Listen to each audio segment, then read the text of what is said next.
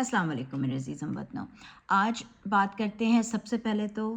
Supreme court का जो फ़ैसला आया, जो नैब के जो कवानीन हैं उनमें जो तरामीम करी थी, जो पीडीएम की हुकूमत आई थी, ये जो 13-14 जमातों की एक मिक्स चार हुकूमत आई, उन्होंने उसमें कुछ तरामीम की थी और उन तरामीम के बारे में वो किस तरह से क्या केस था वो, और वो किस तरह आज सुप्रीम कोर्ट का फ़ैसला, तो उसके बारे में कुछ हक़ाइक़ जो फैक्ट्स हैं वो थोड़े से बताती हूँ आपको, और फिर कुछ थोड़ा सा अपना तज्ज़िया आखिर में बताती हूँ। तो देखिए, नेशनल अकाउंटेबिलिटी ब्यूरो जो है वो फॉर्म हुआ था, उसके जो लॉज़ हैं, उसके जो कानून हैं, नेशनल अकाउंटेबिलिटी ऑर्डिनेंस कहलाती है, वो 1999 में शुरू हुई थी। और इसके जो कुछ कवानीन हैं उनमें गुज़िश्ता जो हुकूमत थी पीडीएम की, उन्होंने कुछ कवानीन में चेंजेस की थी, कुछ चीज़ें कुछ रद्दो-बदल की थी,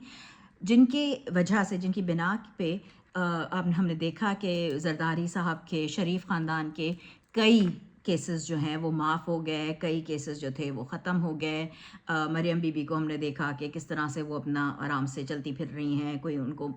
पूछ-गछ नहीं है, कोई वो नहीं है। तो ये भी देखा कि शहबाज शरीफ भी माशाल्लाह आए, उन्होंने हुकूमत की, वज़ीर आज़म रहे, और फिर जैसे ही उनकी मुद्दत ख़त्म हुई तो वो अपने आबाई गांव लंदन एक दफ़ा फिर वापस चले गए कि अब देखिए क्या होता है, इलेक्शंस का तो आएंगे, देखेंगे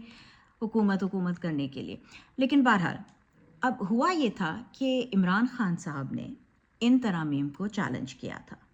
कि ये जो है ये फुल कोर्ट नहीं था, कोई प्रॉपर फुल हाउस नहीं था पार्लियामेंट का, कोई वो नहीं थी, कोई प्रॉपर अपोजिशन नहीं थी, तो उनका पास होना जो है उसको सुप्रीम कोर्ट में खान साहब ने चैलेंज किया था। तो उसके बाद उस पर फैसला महफूज जो है वो हो चुका था 5 सितंबर को, और वो कल जो है वो चीफ जस्टिस ने उमर अता बंदयाल साहब ने अपने जाते जाते वो उसके बारे में केस सुनाया। अच्छा, अब ये हुआ था कि ये जो अमेंडमेंट्स थी, ये जो तरामीम थी, उनमें ये हुआ था कि ये तो हमको पता ही है कि करप्शन के बड़े बड़े केसेस जो थे वो उनकी इंक्वायरीज जो थी वो रुक गई थी, वो केसेस ख़त्म हुए थे। इनमें से कुछ ऐसे भी केस थे कि जिसमें 50 करोड़ से कम का जो गबन है, या 50 करोड़ से कम की जो चोरी है, वो उस पर कोई केस बनता ही नहीं है। मतलब गरीब मुल्क में मैं क्या कहूँ उसके बारे में, ठीक है। उसके अलावा ये था कि जब नैब का केस आता है, राइट, तो उसके अंदर ये होता है कि जो आपके असासे हैं, चाहे वो बेनामी असासे हों या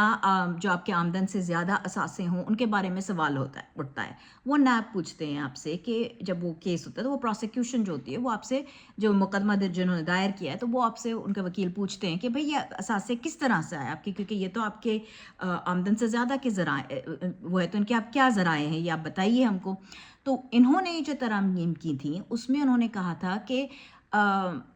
ये बर्डन जो है कि हमको ये प्रूफ करना कि हमारे पास कहाँ से आई है, इसके बजाय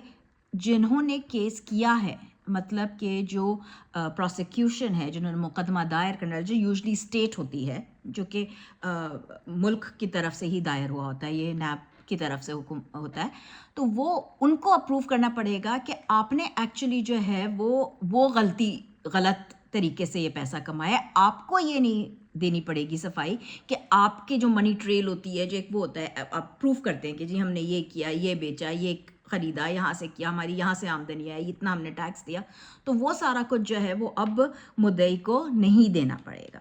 तो ये खान साहब ने ज़ाहिर है कि इस बात को भी चैलेंज किया था। तो अब ये हुआ है कि जो सुप्रीम कोर्ट का जो फैसला है उसमें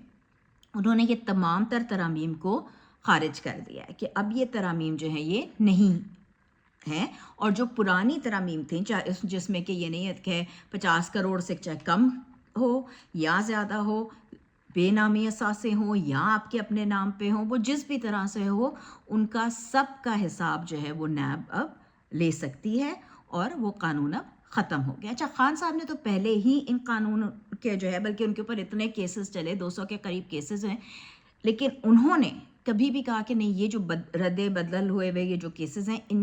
उन कवानीन पे नहीं, मेरे पुराने ही कानून जो स्ट्रिक्ट लॉज हैं उन्हीं पे मेरे तमाम केस चलेंगे। तो अब जो है सुप्रीम कोर्ट ने ना सिर्फ تو یہ کیا کہ یہ ساری ترامیم کو اٹھا کے ردی کی ٹوکری میں ڈال دیا ہے، بلکہ آگے یہ بھی کہ جو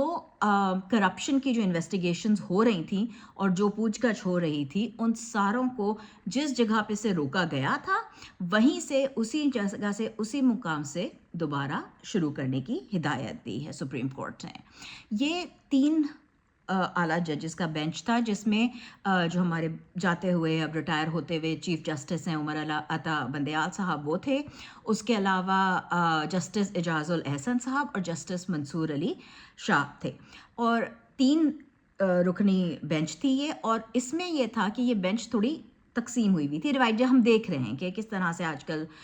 بینچز ڈیوائڈ ہو بھی رہی ہیں، تو لیکن پھر بھی میجورٹی کا فیصلہ تھا یہ. مطلب یہ کہ چیف جسٹس عمر عطا بندیال صاحب اور اعجاز الاحسن صاحب جو تھے ان کی یہ فیصلہ تھا کہ یہ ترامیم جو ہیں یہ روک دی جائیں گی، اور جب کہ جسٹس منصور علی شاہ کا کہنا یہ تھا کہ نہیں، وہ اس بینچ کے یا اس پروسیڈنگز کے ہی خلاف تھے کہ یہ کیونکہ اس وقت کوئی پراپر الیکٹڈ گورنمنٹ نہیں ہے، جو حکومت ہے وہ